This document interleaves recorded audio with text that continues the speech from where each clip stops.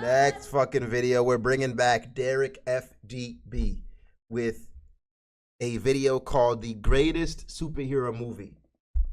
And before we even start, I have to agree, bro. I have to agree. I got a take right now, and I don't even think this is a hot take. I think this is the realest take of all time, and everyone in the world should agree with me. Incredibles is the greatest Pixar movie ever created. Ever created. Incredibles is one of the greatest superhero movies ever created. Ever. Like, I don't think there's too much of an argument there, bro. Like, Incredibles just the one. Like, it's so fucking good, man. So let's see what he's got on it. Let's see what he's got on it. Honey! What? Where's my super suit? What? Where is my super suit? In 2008, Marvel completely changed the superhero movie scene with the release of Iron Man. This began the massive rise of the MCU, generating Disney and Mickey billions upon billions of dollars, possibly making it the greatest superhero movie ever. And then Endgame came out and now the movie sucked. But before Iron Man, who was there? Look, up in the sky, it's a bird. It's a plane! Hey! The Incredibles is the greatest superhero movie ever. Talk to him! I respect your opinion. Talk to him!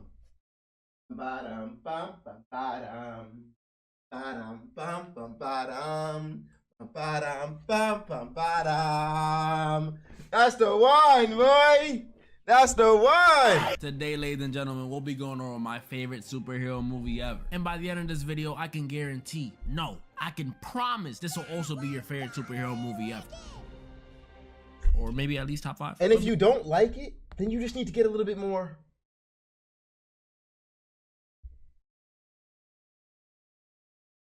flexible. What I did there, that's an Incredibles. That's it. That was alluding to the Incredibles. You gotta watch the movie. You don't know. You don't know. Before I get into that, thank you to Raycon for sponsoring this video. Hey! Some of y'all may not know this, but I go to the gym. Yeah. I can bench about 2 pounds. And when I'm at Raycon the gym, sponsorship coming soon, Jack. Raycon sponsorship coming soon. I'm skipping it. They ain't paying me for this one, though. Awareness mode, experiencing your music, your level. So go buy it. And free shipping. And again, thanks to Raycon for sponsoring this video. Now back to it. We open back in the 1940s, the golden days, the good old days, where we see a young Mr. Incredible in his cool blue suit, Elastigirl, I already know how y'all gonna get in these comments, and the GOAT, Frozone, voiced by Samuel L. Jackson, and one of the only black superheroes that doesn't have electricity powers. It's kind of crazy how many there are. After the interviews, we cut to Mr. Incredible cruising around the city in his tux, looking real clean, looking real nice, and that's another reason I loved this movie as a kid. I don't know if it was the music, it was probably the music, but this movie felt like a spy movie and a superhero movie at the same time. Hell it's yeah. like 007 and the Fantastic Four had a baby. We see Mr. Incredible save a cat from a tree and stop a police chase at the same time, which is incredible. And when he gets back in the car, we meet Buddy. And when I tell y'all this kid suffers from that paradoxical parasocial relationship thing, I mean it. He's like a Taylor Swift fan or BTS fan. OC will be crazy. He's rocking the merch. He's obsessive. Somehow broke into the man's car. I thought this was one of the best ways to build up a villain of all time, bro. I thought it was a great way to build up a villain. You meet a kid while you're on your freaking heyday, and he's like, I just want to be just like you. I want to be just like you, bro. Please let me be just like you. But he meets you and he realizes, man, you're nothing like I thought you were. You're a fraud. And becomes the biggest enemy you've ever had. Not just attacking you, but your whole fucking family. Nigga, I was like, come on. This is it. This is it. He's the real deal. This man is a... With those teeth, I can see why he's a villain. Oh, God. This nigga look like Hey David. Is it Hey David? Something David. Oh, David, some shit like that. Tier 3 sub. He tries to convince, he's obsessive, somehow broke into the man's car. He's the real deal. This man is a tier 3 sub. He tries to convince Mr. Incredible to let him be his sidekick, which he declines by ejecting him out of his car. Damn, bro, no would have sufficed. Mr. Incredible, after driving off, links up with Elastigirl. Chill in the comments, y'all. Chill. And after rizzing a little, he saves the dude who was trying to Commit suicide. And coincidentally, the window that he broke through was on the same floor as the saboteur himself. Bon voyage. You know, it's funny to think, since this is the 1940s, the villains probably talk like, man, if it isn't my arch nemesis, Mr. Incredible, man. Oh, and the colored one.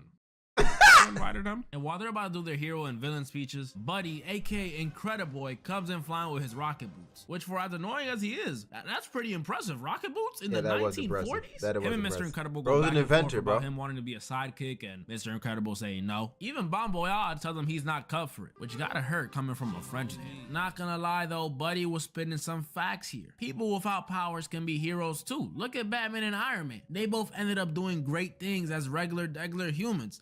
Granted, they both did end up dead. Mr. Incredible disagrees again, but Buddy persists. And as he's running out to get the cops for a situation that is clearly already under control, Bon Voyage sticks a bomb onto his cape. Mr. Incredible jumps onto Buddy to get the bomb off him. The bomb falls and lands on the train tracks, blowing it up, forcing Mr. Incredible to stop a whole train with his bare hands. Bare hands. Such a cool scene. Come on now. Anyone says it, no, they did not copy Spider-Man 2. While that movie is also peak, these movies came out the same year, only a few months apart. So even if they did copy them, the artists at Pixar would have had to draw and animate all this stuff in that little amount of time. Doing that would pretty much require slave hours. Only Mappa animators and warehouse employees can handle something like that. After saving the train from crashing, Mr. Incredible tells the Popo to tell Buddy's parents about what he's done. And when they ask him about Bon Voyage, he got away we see because of Mr. Buddy Incredible here. get married to Elastigirl, and things should only be up from here. I mean, they're superheroes. What could go wrong? Mr. Incredible ended up getting sued by the guy he saved, which is... This is why Homelander does what he does. The more messed up part is that stuff like this actually happens in real life. There's been cases where someone saves a person and that person sues the dude who saved Man who tried to drown himself is suing the police officers and lifeguards. Yeah. them. That's messed up stuff. Top I will 10 throw you anime back in that betrayals. bitch So after myself. Mr. Incredible gets sued, a bunch of other superheroes also get sued. And pee on that your led ass the while you government drowning to too, banning nigga. all Fuck outta suits here. from continuing their hero work, forced to go into hiding. Every single one of them, no pushback at all from the genetically superior beings. Okay, I'll believe it. We jump to 15 years in the future, 1962, where we see our boy Bob is working in an insurance company, and he's put on a few pounds. Okay, my son trying to get that queso physique. We see he's not very happy. How are we taking shots at this nigga? Like, I don't even understand. Like how many shots we about to take at this nigga, bro? Like, I just don't get it. I just don't get it, bro. Like, I feel like this was unnecessary shot for real. If you watch Rab So Petty, I'll check it out. Being a normie who can't use his powers. Yeah, must suck. We also see Elastigirl and Baby Jack Jack. They're called interrupted by Bob's boss, and every time I see him, I can't help but laugh. He really looks like a monkey with no hair. He's pretty much mad because Bob is being a good person, and he definitely has some form of short man syndrome. Afterwards, we meet the rest of Elastigirl and Mr. Incredible's kids. We meet Dash, who, if you couldn't tell by his name, he can run really Fucking fast. Dash. He's not allowed to use his powers because it's unethical, whatever that means. We also meet Violet. She can go invisible, which is a stupid power, at least for me, because I already am invisible. They're all eating dinner and talking about their days when a huge argument breaks out. Dash is running fast, Violet's throwing up force fields, Jack is laughing. It was all crazy. And while that was happening, Bob reads on the newspaper that a superhero has gone missing. Very suspicious indeed. I'm twiddling my mustache right now. I didn't Bob get that intervenes part. and I had to watch that part back to actually catch that part. I never realized that he looked in the newspaper and saw that people were missing. I don't know what he's doing in that room. I thought he was just doing dad shit for real. Hero has gone missing. Very suspicious indeed. I'm twiddling. You think you can beat Queso in a fight? No, I don't. I don't. You've asked that shit like 30 times. I don't know. Like, why do you think I'm just out here thinking about fighting niggas, man? No, I don't think I could beat Queso in a fight, bro. No, I do not. My mustache right now. Bob intervenes, then they get a knock on their door, and hey, it's the homie Frozone. He's picking up Bob to go bowling, which was a lie. It's really code for just sneaking around doing hero work at night. They end up saving people from a huge fire, which makes me think, why didn't the government just allow heroes to be heroes in other ways, like firefighters or doctors or DoorDash drivers? You know, things that are essential to society. I'm pretty sure it would have been better than working in a cubicle all day. They accidentally break into a jewelry store where the alarm goes off, and a cop comes in to arrest them, and this is one of my favorite scenes in the whole movie. I used to try to recreate it all the time when I was young. So the cop comes in, he tells both of them to freeze. This is the hardest one of all To the time. left and starts reaching for a cup of water. The cop again tells both of them to freeze. Frozone tells the cop, I'm just thirsty, and takes a sip of the water. The cop again is about to say, just put your hands up and I know. Freeze. Oh, that scene was Hey man, he's right. He's right. That was one of the coldest scenes in the Incredibles period.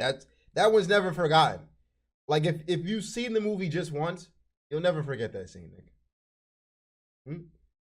You'll never forget that scene. You'll never, ever, ever. It's so tough. They end up getting away, adrenaline pumping. But as they drive off, we see a mysterious white-haired lady on the phone stalking them. Things about to get serious. Bob gets home, stuffs his face with some chocolate cake, has a pretty big fight with his wife because he misses the good old days, and he's low-key having a midlife crisis. They scream, they yell, they make up. Then we cut back to Bob's job, or I should say ex-job, because he just lost it because he nearly killed his boss. How many walls is that? 1, 2, 3, 4? Our boy Bobby is down bad. He has hit rock bottom. But luckily for him, things are about to change. He opens a package on his desk that has an iPad in it that proceeds to scan him and his entire room. And once it's done doing that, we see no other than the white-haired lady. Her name is Mirage, and she has a mission for our boy Bobby to destroy this super big robot in exchange for some moolah, some money, and most importantly, Bob feeling young again. So you know he's accepting. And that's another reason this movie feels like a spy movie to me, because he does all this stuff behind his wife's back. Can't let her know. So cool when I say it out loud. Disclaimer: cheating on your wife of 18 years does not, I repeat, does not make you a spy. The message self-destructs. He suits up in his super cool blue suit, which doesn't fit him too well anymore, and hops on a jet with Mirage. She briefs him on a mission, which is to destroy, you know, the huge fushigi ball of arms. He lands on the beach and he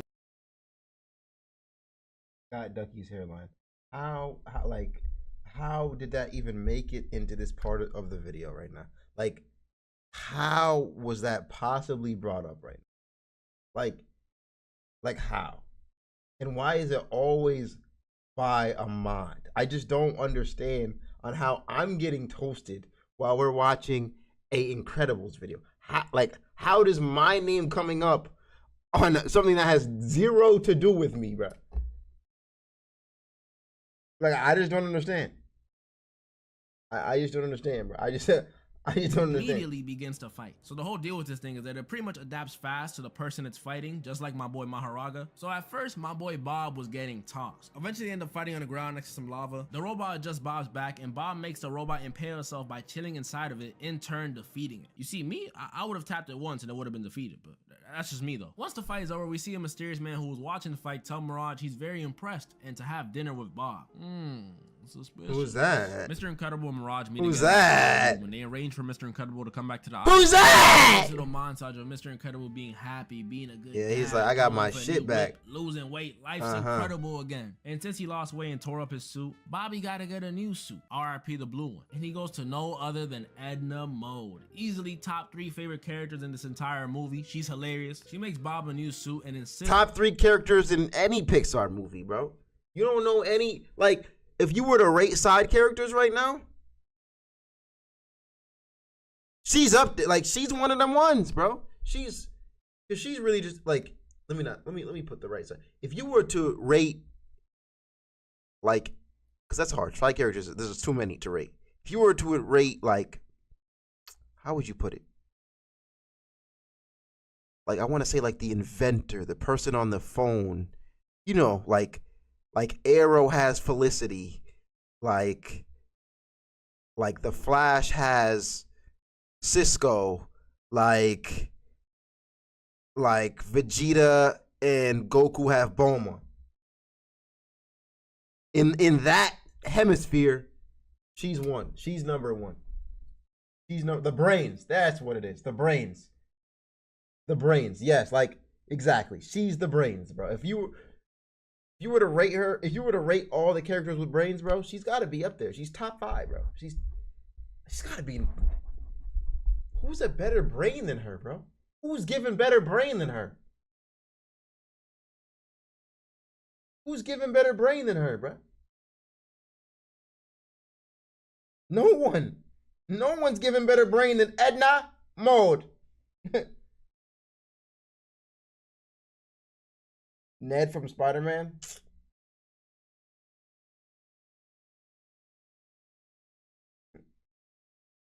Bulma? Bulma's giving better brain? Bulma's giving better brain than Edna. Nah, don't do that. Don't do that. Bulma's garbage.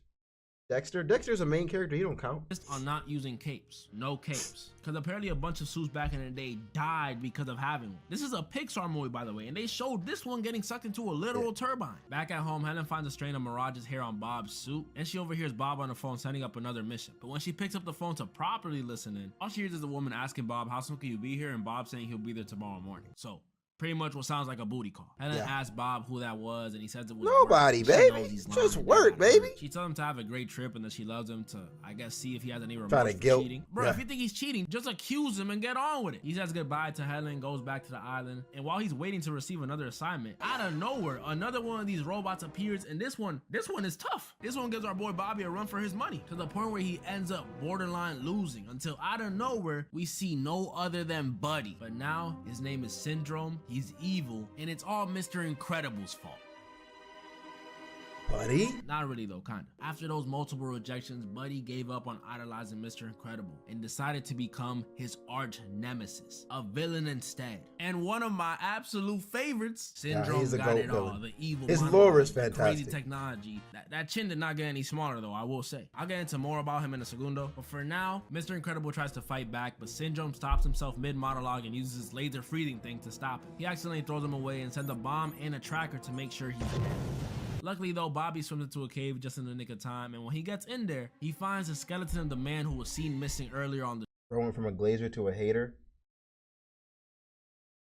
I mean, that's how it always works out. Your biggest glazers always become your biggest haters, man. That's just how it is, bro. Share your band. newspaper, RIP. And on the wall, it says Kronos or Cornrows. Syndrome's tracker comes into the cave looking for Mr. Incredible, but he hides behind the skeleton of the dude, and that leads to Syndrome believing he is no more. We cut back to Helen and Edna, who linked up because Helen had no idea where Bobber could be. Helen calls Bob's job to see what hotel he's staying in for his business trip, but she's told that he was fired at least 2 months ago. Edna asks Helen if she wants to know where Bob really is. At the same time, we cut back to Bobby, who just snuck into Syndrome's lair, and where he finds out Syndrome's been inviting supers to his island and terminating them one by one in order to improve his robot. And it was the ones He with doesn't end capes there. too. Of course, he's planning on sending that said robot over to the city, which I don't know the name of, and letting it wreak havoc, destroy the city. Why? Well, we don't know yet. You'll see. Bob begins to leave the lair to put a stop to Syndrome, but while he's leaving, the eye on his suit begins to light up and start ringing. It's Helen pinging his location. This ping leads to Mr. Incredible getting hit by a bunch of boba tea balls and getting captured. And Helen doesn't even know she accidentally caused this. And the psych. So everybody knows the balls are called bubble balls except me. No one else is calling them bubble balls. Everyone knows they're called boba balls, boba tea balls. I was the only nigga who thought they were called bubble tea. That's alright.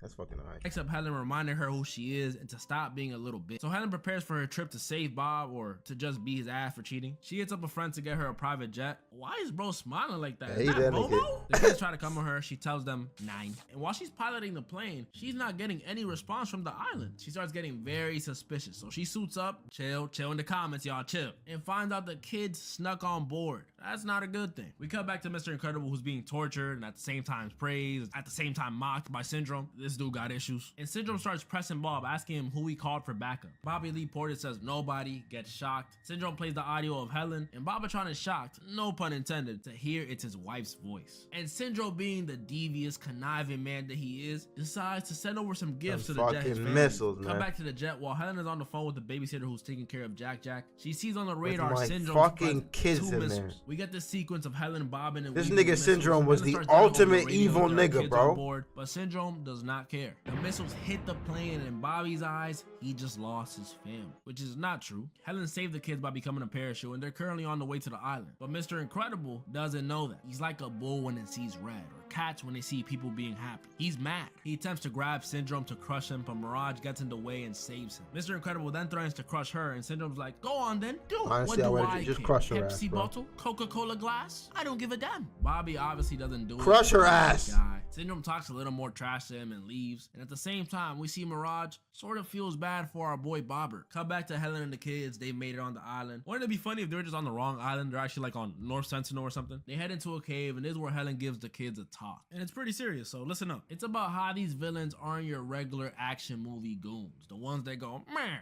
these dudes will kill you. Whether you're a grandma, a middle-aged man, a kid, they don't care. Which is actually one of my favorite scenes. I like how real she's being with them. She tells them they can use their powers, tells Violet to be confident, and then she skedaddles. Come back to Syndrome and Mirage, and she's not so happy that he was willing to let her get crushed to prove a point. Hey, you don't even like me, bro. Just switch to the Incredible side, bro. Just joshing around. You know I love you, right? But she wasn't having it. She gets up and she leaves. Tensions are rising. Cut back to Elastigirl snooping around, and that's where we see, hey, get your head out of your pants, mister. Funny part about this scene is Elastigirl was actually not That one That one set the internet off. That, like, it was just that 5 seconds of mirror action set down a whole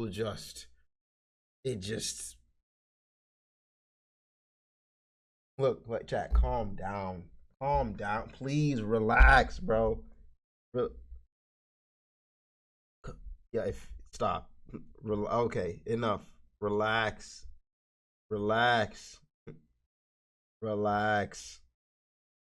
All right, you guys don't want to stop?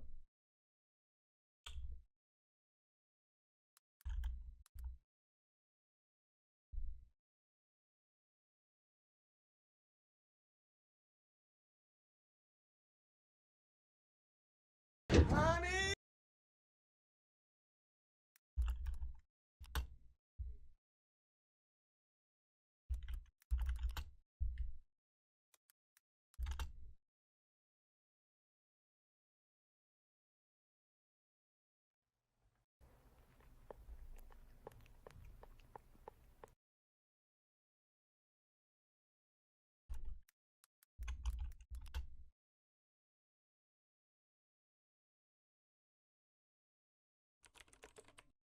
Lose you, okay?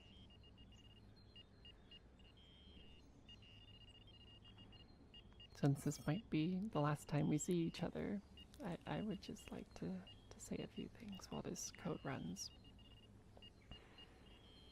This might be the last time we see each other.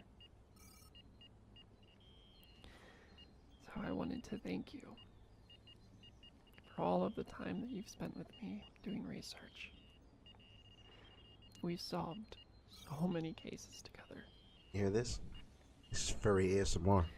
To think that this could be our last one is Listen closely. not really something I want to think about.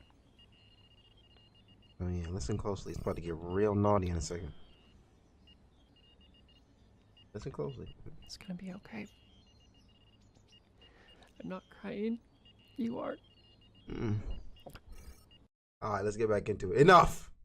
They go, man, these dudes willing to let her get crushed to prove a point. Shinjom tries to pull the, babe, chill. I was just joshing around.